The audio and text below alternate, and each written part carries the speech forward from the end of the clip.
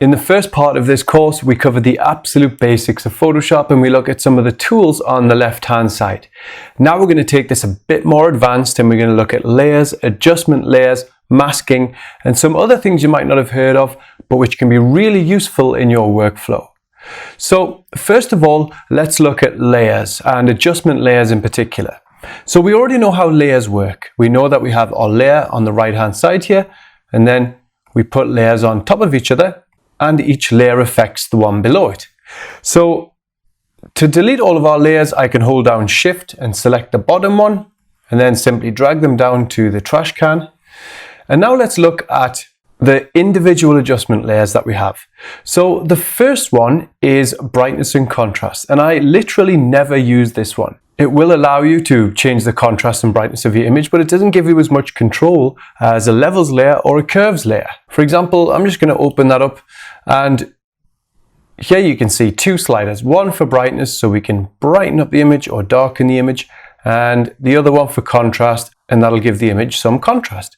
Or you can press this auto button and that will do everything for you. It'll work out what it thinks is the best contrast and brightness for your scene. Now, like I say, I prefer something with a bit more control. So I would usually go for a levels layer or a curves layer. So let's look at a levels layer. The levels layer here has the histogram.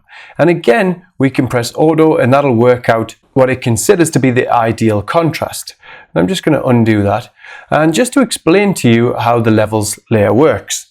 In its most basic way, it allows us to change the contrast of the individual tones of the image. So shadows, midtones, or highlights. So for example, this slider on the right is our highlight slider.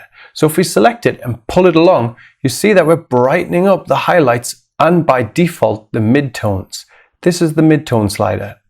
So if I bring that all the way back along to the right, and I grab the midtone slider this time, slide it left, you see we're brightening up the midtones. But we're not affecting the highlights or the shadows. We're just brightening up the midtones or darkening the midtones. So right darkens, left brightens. So again, I'm going to undo that. And the left slider, as you've probably guessed, is the shadow slider. So if we bring that along, we can darken the shadows even more and darken the whole image. Now below that we have the output levels, and basically this is telling Photoshop what we want our white point or black points to be. And all that means is, let's say we darken our image with a midtone slider. So we've darkened the image and it's really affected the shadows. It's darkened the shadows and made them almost pure black. Well, by bringing up this output level, we essentially lighten our shadows because we're changing what we consider to be our black point. So if ever you feel like when you bring down the level slider that it's a bit too dark, you can always bring up the output level slightly just to soften those shadows. And the good thing about this levels layer is that we can click where it says RGB and we can say, let's say we choose blue. Now we're going to inject more blues into our photo or more yellows depending on the direction that we slide. So if we slide our midtone slider left, we're injecting blues into our midtones. If we slide them right, we're injecting yellows into the midtones. Or we can inject more blues into our shadows, giving them slightly colder feel by grabbing the output levels slider in the shadow and just bringing them along. And there you go, we're bringing more blues and cold tones into the shadows. And we can do the same for the highlights by bringing the highlight slider left. You see, we're adding more blues to the highlights. And we can do that with blue, green, and red. So that's basically what the level slider does. It gives us a bit more control over contrast and it gives us that element of control over the colors in our scene. So what about a curves layer? Well, a curves layer gives us even more control. As you can see, we have a diagonal line here going across a square box, and this is the curves icon. And now if we want to make changes, so anything to the right hand side is our highlights, anything to the left hand side is our shadows. So if we just bring this arrow along, watch, we darken our shadows and the image. And if we bring this one along, we brighten our highlights and the image as well. But we can gain more control over our contrast than with the levels adjustment layer because we can basically just grab the slider. So I'm grabbing the upper midtones here and bringing them up, and then I can grab my darker midtones and bring them down. You see, we're making more contrast. And then if I think the shadows are a little bit underexposed, I can grab the shadow slider here and just bring this up, and you see we're softening the shadows slightly. so we can gain more control over our contrast. And we also have this useful thing. If you ever see a hand here for an adjustment contrast, it means you can click on the hand and choose any tone within the image. And when you left click on that particular tone, you can then slide up or down to affect that tone. So let's say I'm going to affect this area here. So now we've already added a point into the curves histogram, and I haven't let go of my left mouse button, and I'm sliding down and darkening mainly that tone. And then I can brighten it. And of course, since this is a curves layer, it is affecting all the other tones as well. So let's say if this is a bit too dark, I can select that and brighten that a little bit. So you can see we've got more control over the curve. And just like in the levels layer, we've got access to the red, green and blue channels as well. So I can grab the shadows here, let's say, and pull them up, and that will add blues into my shadows.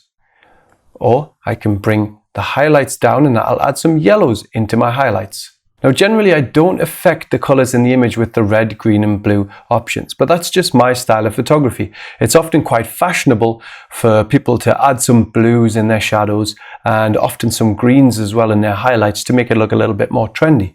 But I tend not to do that. But at the very least, you know that this option's there for you to play with. So the levels and curves layers are my preferred contrast adjustment layers. They give me more control than just the brightness and contrast layer. Next, we have an exposure layer that we can create, but I literally never use this, so I'm not going to open that up here. I don't think it's very useful in landscape or cityscape photography. Here we have a vibrance layer. Now, vibrance is interesting because we have vibrance and saturation. Now, bringing up the vibrance basically adds more color to the areas of the image that are less colorful. So subtle colors become exaggerated.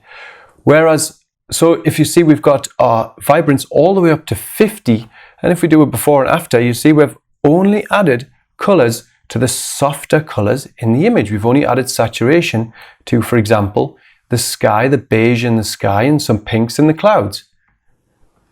But now, watch what happens if I take that to 0 and bring the saturation up to 50.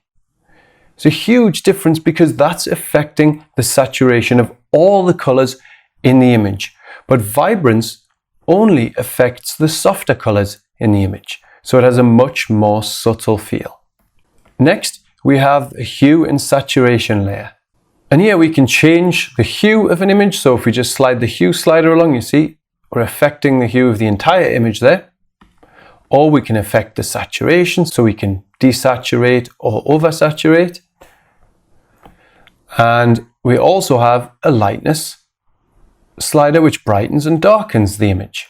Now the real value of the hue saturation layer is being able to select individual colors. So firstly we have this thing that says master.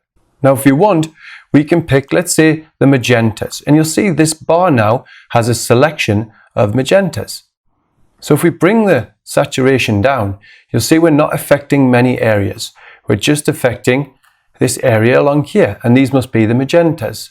But if I bring this slider along to the right, you see we're starting to encompass more colors.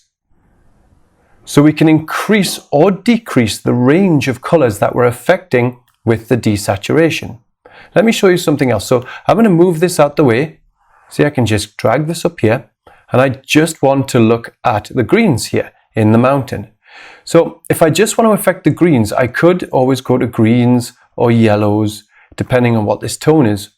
Or I can just choose this hand tool, and now I can just select an area on here, and you can see the range of colors have been selected between the yellows and greens, and I can increase the greens if I want. I can manually change it, and now I can bring down the saturation of that area. And so I'm just going to encompass a slightly larger area, and there we go. See, we're only affecting these tones here. And it just so happens that the color of the sun is similar to the color of the side of the mountain here as well. So we can make very specific changes to colors using this hand tool. And just as before, if we do click on the layer and keep our left mouse button down, we can drag right and left. So now I've just made that invisible. So I'm going to drag right to saturate that area and drag left to desaturate that area. So we've got lots of control over our colors. And if we want, we can change the hue of that particular area as well to anything we want. So the hue saturation layer does really give us a lot of options, especially when we're working with individual colors in our image. This particular photo has lots of very similar colors. It's just a warm tone throughout, so it's hard to pinpoint individual colors to make changes. Now we can move on to a color balance layer. And color balance basically helps us to add color to certain tones in our image. So for example, you see we have tone at the top and we have mid-tone selected. Let's choose that and go to, let's say, shadows. And I'm going to move this over to the right again. Now we can add blues to our shadows just by bringing the blue slider along, or we can inject some yellows to the shadows, or we can add some magenta to the shadows or green. So you see we've got lots of different options. We can add some warmth to our shadows or some cold to our shadows with the cyan slider. Or let's go to our highlights. Why don't we add some more warmth to our highlights? We can do that by selecting this slider and just moving it to the left, and we're only affecting the highlights here, and then moving the red slider to the right, and then maybe even some of the magenta slider. And so obviously this has done a crazy job, but that's the before and after. You see we're adding a lot more color, mainly just to the highlights. And the great thing is with this layer, we can select this layer and choose opacity, and we can bring down the opacity of that layer just to reduce the strength of the effect. So we've only got this layer visible at around 50%, and that's a much more subtle warming effect. And of course we can strengthen it by going up to 100 or make it even softer by going to about 24%. There's the before and after. So the color balance layer allows us just to play around with different sliders to make sure we get a good balance of colors throughout the scene. Next we can look at black and white, and this converts our image to black and white, and we can change certain tones in the image by bringing these sliders along. So for example, we can bring the red sliders along and to the left, and that'll darken the reds. Bringing it to the right will brighten the reds, and the greens and yellows. We can change pretty much any tone we want in the image. And here's a really interesting technique. When we select this layer, we can go to this area that says normal. These are blend modes, and we'll talk more about that in the course. But if we go down to the blend mode, luminosity, and just choose luminosity, now we've set the blend mode of this layer to luminosity. And you see it's not black and white anymore, because all we're going to do is keep the brightness values of this layer and not the color values. So it's not going to go black and white. Now watch what happens when we move the red slider. We are affecting the tones with the sliders. So we can brighten certain areas, we can darken certain areas, and we can effectively make quite accurate changes just using these sliders. So we can brighten up these clouds in the bottom left-hand corner if we want, or we can darken them. But that's just a little trick that sometimes I use, but often I don't. But it's a nice little thing to know, and also a good introduction to blend modes, which are extremely important in advanced post-processing. And finally, we're going to look at just one more adjustment layer, because I don't use the vast majority of them. I try to keep my workflow simple but effective. And here is photo filter. And just as the name suggests, it adds a filter to our image. So right now we have a warming filter selected. So I'm just going to bring up the density, and there are 3 different warming filters. So we can choose the other one, or we can choose the next one, and each one has a different effect. So we can see what works for us, or we can add a cooler image. And again, there's 3 to choose from if you want a cooler temperature in our scene. And there's lots of different things to choose from. We've got lots of different colors. So we can choose magenta, for example, and that makes our image magenta. And it doesn't affect the contrast at all because we have something called preserve luminosity selected. If we unselected that, you see we would be flattening the contrast a little bit. So we should always keep that selected. Now, if you want to add your own color, we can just choose color, left click, and we can go anywhere on the spectrum to add that particular color to the photo filter. So here's the before and after. And as always, we can bring down the opacity to make a more subtle effect. So that's all we're going to do for the adjustment layers in this video. I don't touch any of the other ones in my workflow, but of course you're welcome to explore them and see what works for you. Now, the great thing about adjustment layers is that we can stack them. So we've got a photo filter here. If we want, we can open up a levels layer. We can bring along contrast a little bit, and we can open up a vibrance layer, and we can bring up the vibrance of the scene, and we can open up a hue saturation layer, and let's say bring down the saturation of these purples here. So I'm going to select the purples, maybe the blues a bit as well, and bring down the saturation a bit, and just bring that along so it's affecting more. And then if that's a little bit too strong, I can bring down the opacity of that layer to, let's say, 50%. So just desaturating a little bit of that area. And then if we want to add more blues to the shadows, I can open up a color balance layer, go to shadows, and then just inject a few blues. And then if I think, oh, well, the shadows are a little bit too dark, I can open up a curves layer and try and bring up some of the shadows just a little bit. So you can see that we're stacking all of these different layers on top of each other, and we can do multiple curves layer or multiple levels layers. And the great thing is, when we, let's say, go to a different layer, so I'm going to go to this levels layer, I can make it invisible at any time to see how it affects the image. And this is a non-destructive process. So we can go to any layer and undo any of those layers to see how the overall feel of the scene is affected by those changes. So that's it for adjustment layers. They're really simple. I know at first when you see all the different icons and adjustments you can make that it might be a bit overwhelming, but they're really simple. They're not hard to use, and you can always undo any changes you've done at any point. So the next thing we're going to look at is masking.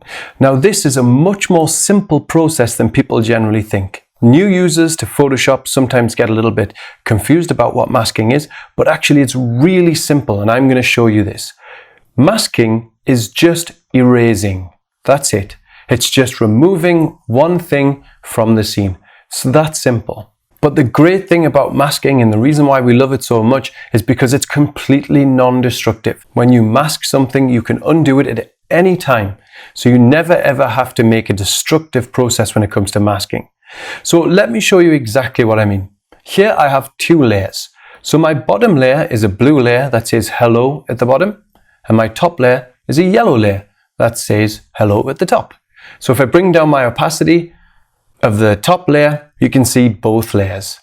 Okay, so now I'm going to bring that back up to 100%. Now I want to remove the bottom part of this layer because I want to see the hello in the blue layer below. So how can I do that? How can I remove this part of the layer?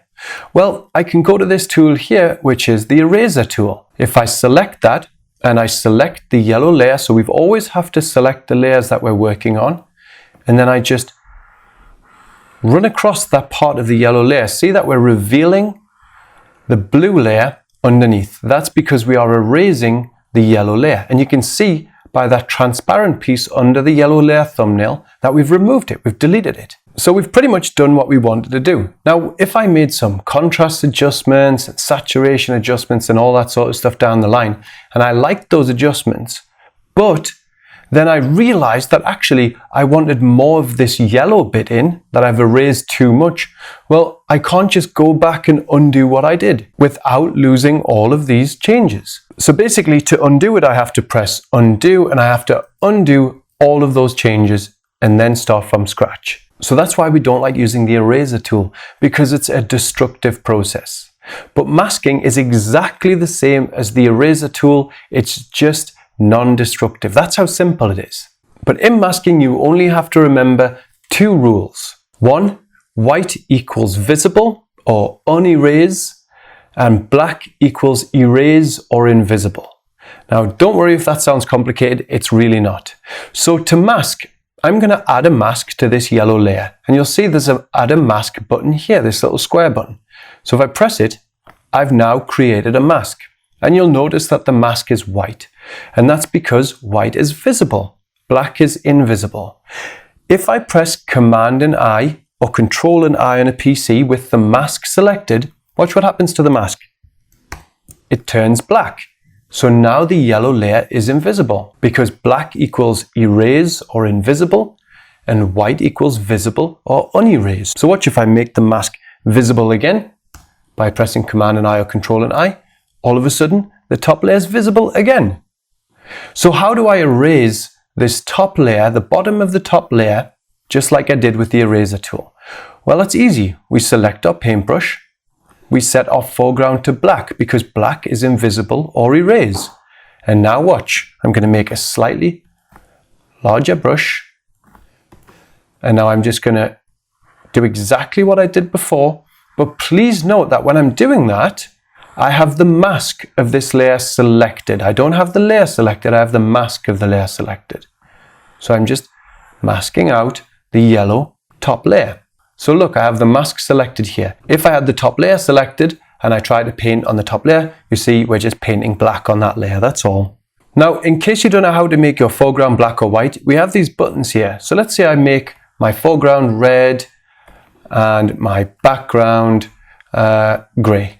But I want to make them black and white, my foreground and background. I can press this little button and now we've gone black and white. And if I want my foreground to be white and my background to be black, watch, I just press this button here. So black equals erase, white equals unerase in this situation. So if I select the layer again, and let's say I want to bring back some of that yellow foreground. Well, I've selected the mask. I now choose a white foreground because white's visible or unerase, and I just start painting in. And you see we're painting that yellow layer back. And that is all masking is, using the colors white and black to erase or unerase certain areas. So let me show you what I mean by a non-destructive process. So I'm going to choose that black foreground again. Remember, we've got our mask selected, so we're painting on the mask, and I'm painting this hello sign back. So there, I'm bringing back that hello sign from the layer below.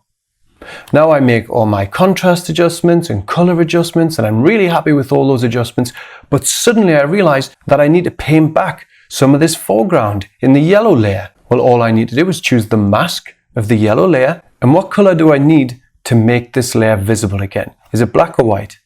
Remember, white is visible or unerased, and black is visible. So if I choose a foreground of white, and I make a smaller brush, I can just repaint in that layer. And I can paint around that and just keep the blue hello visible. And that is all masking is. We're simply erasing or unerasing certain parts of an image. Now, the great thing about Photoshop is that all of the adjustment layers come with masks, so we don't have to add masks to our adjustment layers. So I'm going to take you back to this image from before, and I'm going to say select this color balance layer. Now, it has a pretty strong effect, but what happens if I don't want it to affect the right hand side of this mountain and I want to remove that area? Well, can you remember what colors erase? You've probably guessed it, it's black. So I'm going to change my foreground to black. I've got the mask of that layer selected. Watch what happens. See that I'm painting out that color balance layer. So we can selectively apply our layers. We don't have to do it generally across the whole image. And if we want, I'm going to undo those changes. We can choose our paintbrush as we do before. With our paintbrush selected and our foreground set to black, we can change the opacity of our brush to, let's say, 50%. And that means when we start masking out, we're only partially masking out that layer. So that's what 50% black brush looks like. But if I change the opacity all the way to 100, we can mask out our layer entirely. So watch what happens if I go up to the 50% layer. You see, we're strengthening the effect. So that's before and that's after.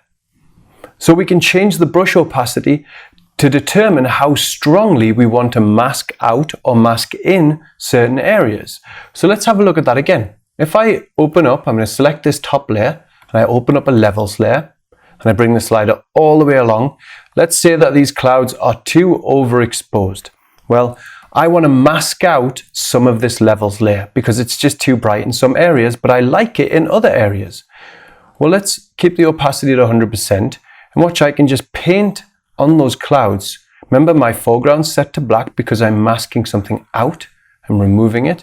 And now I'm undoing that change from those areas. And again, I can do the same here. And you'll see this is before the adjustment and after the adjustment. So now we're no longer affecting those areas we masked out. And now I can disable the mask to show you what it looked like before we started masking it out. So disable mask. We have overexposed areas in the sky and in the foreground, and after masking, we've controlled some of those highlights. And we can always view our mask. So we can see the little thumbnail here, but what does our mask actually look like? Well, if we hold down Alt on a PC or Option on a Mac and left click on the mask thumbnail, this is what our mask looks like. And we can even paint in more precisely on the mask now that we can see it. And then to come out of this, we can just click anywhere on this layer. So that's masking. It's a really simple process, and naturally it becomes a little bit more complicated when it comes to exposure blending and things like that. But that's the basics of masking, and as soon as you start using that in your workflow, you'll see how powerful it really is. Before we move on, I want to show you something really useful to do with layers and adjustment layers. So you remember this image that we had before, and we've applied the mask, so we only have the top part of the yellow layer visible and the bottom part of the blue layer visible, and this is what our mask looks like.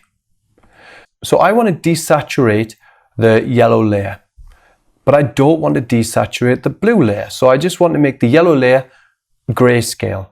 So I can open up a hue saturation layer and I can bring down the saturation.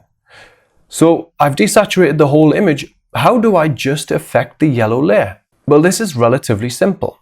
If I just wanted to affect the blue layer, I could drag the hue saturation down under the yellow layer, and you see we're only affecting the blue layer. That's because our adjustment layers only affect the layers below them, not the layers above. But in this situation, we need the adjustment layer to be above the yellow layer. But now it's affecting the blue layer because that's below the adjustment layer too. Well, it's really easy to do this so that it just affects the yellow layer. We double click on this area here, so it brings up our slider again, and then you'll see this little button here, and this is called a clipping mask. Or if we right click on the layer, you'll see create clipping mask. And if I just select that, now you'll notice we've desaturated only the yellow layer. And that's because we have clipped the hue saturation layer to our yellow layer. So any changes we do to this adjustment layer will only affect the yellow layer. So let's open up, let's say, a curves layer and create a clipping mask again, and that clips to the yellow layer. And I'm going to bring up the curve, and you can see we're brightening up only the yellow layer. We haven't affected the blue layer. Now if I undo that, so I release the clipping mask, you see we affect all of the layers below it. Or if I reclip it to the yellow layer, it only affects the yellow layer. And this is really useful because when we're exposure blending, sometimes we blended a darker exposure, like for the sky, into a base exposure or a brighter exposure. And when we do that, that means most of our sky is on the darker exposure. So we get fine control over the sky through using different adjustment layers, like contrast adjustment layers, saturation adjustment layers, and we just clip it to the darker exposure. So we can add this incredible contrast in color just to the sky without affecting unnaturally any other areas of the image. And you're going to see how to do that in the Art of Photography course. So what else can we do in Photoshop? Well, we've got all these layers here, and these are our contrast layers. So there's levels, curves, curves, curves. And we can hold down Shift and I can select the bottom one with the top one selected. Then I can press Command and G or Control and G, and that'll group the layers. Or I can just press this button here and that groups them all, so we can organize our layers effectively. Now the great thing is putting them in a group doesn't affect how the image is rendered. It just is for organizational purposes. But at the same time, we can actually toggle the visibility of that layer, so we can see how all those changes are affected as a group. And the great thing about that is we can add a mask to a group just as we did with our layers. And let's say with a black foreground, because that's for erasing, and we've got our white mask selected. Watch, if I mask out that group, we're masking out the changes that the group brings. So we're masking out those contrast adjustments in certain areas. So there's before and after. So that's a handy way not only to organize our layers, but also to make larger adjustments through masking groups. Now let's look at some other options outside of the layers panel and the adjustments panel. So I'm going to open up an image. So let's go for my Glen Oakey photo. And I want Photoshop to make some automatic adjustments. Now I don't normally do this, but if we want to make some auto adjustments, we can go to Image and there's Auto Tone, so we can see what that looks like. And Photoshop is basically doing all of this for us. Next we can go to Auto Contrast and it will decide the contrast for us. And next we can go to Auto Color and it will decide the color for us. Now I literally never use this, but I do know some photographers who do, so maybe you'll find it useful. Next, I want to show you how to duplicate a layer. So to duplicate a layer, we can right click and choose Duplicate Layer, or we can hold down Control on a PC or Command on a Mac and J. Now if we want, we can add some blur to our scene. So we can go to Filter and we have all these options for adding filters to our photo. So here's Blur and we can go to Gaussian Blur. And so we can blur our image as much as we want. So let's say we blur it a little bit. Let's say a radius of 21, press OK. So now our top layer is blurry. But what if we want to make the jetty sharp? Well, I'm not going to do a proper job with this, I'm just going to do it quickly, but we can create a mask on this layer. And of course the mask is visible, so that means the blurred layer is visible. I can set my foreground to black, so I've got my paintbrush selected. And watch, I can just paint in the sharp jetty. And I'm going to make my paintbrush a little bit smaller and just paint out the jetty. So I'm just masking out the jetty here and the lamp that's above it. Now it looks a little bit crazy this, I know, but I'm just giving you some practice with masking and to show you what the filters can do as well. Just want to mask that out. So there's the before and after. You see we've kept the blurry layer, but we've also brought through the jetty from the background layer. So I'm going to undo all of that and now show you how we can sharpen our image. So we can go to Filter, Sharpen, and to something like Unsharp Mask. And now we have these sliders. So there's the amount. We can strengthen the amount and that strengthens the sharpening effect. To add an even stronger effect, we can bring the radius up to 3, and you see we're making it kind of crazy.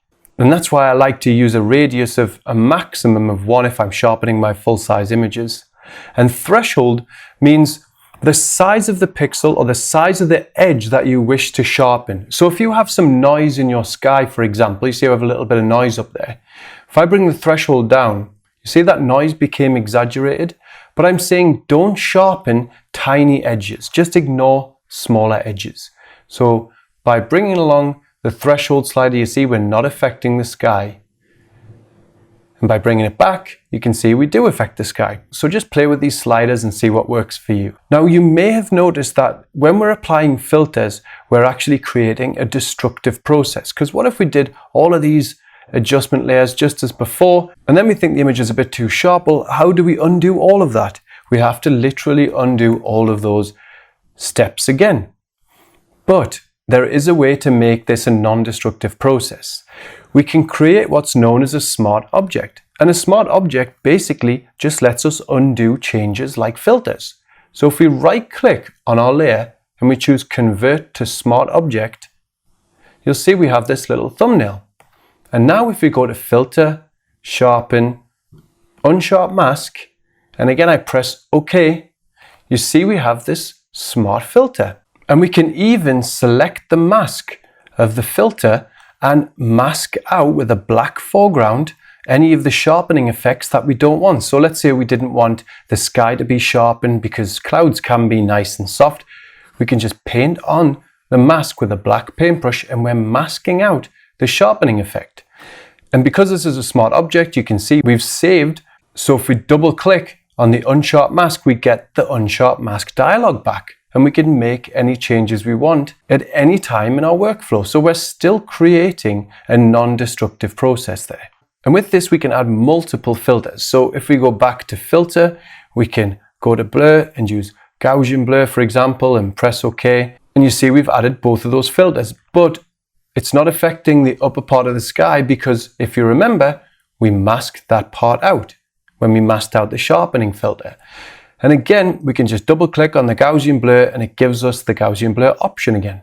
So with Smart Objects, we can undo filters at any time. Now what happens if we're happy with all our changes and we actually want to merge all of our layers? Let's say we've made a few contrast adjustments, and I'm going to just delete this layer, and some saturation adjustments, and we're really happy with our change, and for some reason we want to flatten our layers. Well, usually I don't do that. I like to save my full-size image as a PSD file. So I'll go to File, Save As, and I'll say the option Photoshop, or if you're on a PC, it'll probably say PSD. And I save it that way because I like to save all my layers in case later on down the line there's something I want to change about my image. But if you do want to flatten your layers completely, you can do that by going to Layer and Merge Visible or Flatten Image. If you merge visible, you'll merge all of your layers, but if you flatten image, you'll flatten everything and your background image will become locked. Alternatively, we can merge our layers kind of non-destructively. Let's say I wanted to add the Orton effect, and the Orton effect is kind of a blurry, dreamy, magical effect that we can add to our landscapes. But we need to blur our image beforehand. And the best way to do that is by duplicating this big image in front of us. And that means merging all of our layers, but I don't want to flatten our image. I want to make it non-destructive. So to merge all of our layers non-destructively, I can hold down Command, Option, Shift and E, or Control, Alt, Shift and E on a PC. And that's with the top layer selected, remember? And now I create a merged version of all of these layers. And so if I want to create my Orton effect, I can go to Filter, Blur, Gaussian Blur. I can choose a radius of, let's say, around 43 and press OK. And then I can bring the opacity of this layer down. So now we've got a slightly softer, dreamier feel to the image. And now, of course, to make this more non-destructive, I should have made this layer into a smart object before applying the filter. Next, I'd like to show you how to make selections via color. And so this is my Dubai image, and I'm going to unlock the background layer. And I want to add brightness to the foreground. So I want to brighten up the yellows. Now I can do that by opening up a hue saturation layer, by selecting the hand, and by just clicking on anywhere in the foreground. And then I can change the brightness like that. But what's a different way of doing that which would probably give us more control? Well, if we go to Select and then Color Range, we're giving this option and it should say Sampled Colors. And now all I'm going to do is click on somewhere in the foreground. Now you can change your preview. It might look different to mine. Yours, you might have none, or you might have grayscale or white matte or quick mask. I recommend grayscale because this shows you what your mask is going to look like. Now when you've selected the yellows, we can then choose the plus tool and select more of the foreground. Now actually I'm going to press none here so that I can see what I'm selecting. So I'm selecting more of the yellows. You can see by the mask, and remember, whatever's white in the mask is visible, whatever's black in the mask is invisible. So we're selecting these areas and they're becoming more and more visible. Now if you want to subtract any colors from your selection, you can press the eyedropper tool with the subtract sign, and then you can start subtracting your colors, and you can see we've subtracted the yellows. So I'm going to choose the plus tool again and start reselecting the foreground. And I think that's done a pretty good job. Now we can change the fuzziness, which actually gives us a more limited selection, or we can increase the fuzziness and that gives us a more open selection. But I'm just going to bring this down to around 129 so we don't have too much of the road selected. And I'm going to press OK. And look, we've got these marching ants, which tells us what's selected. And now watch how cool this is.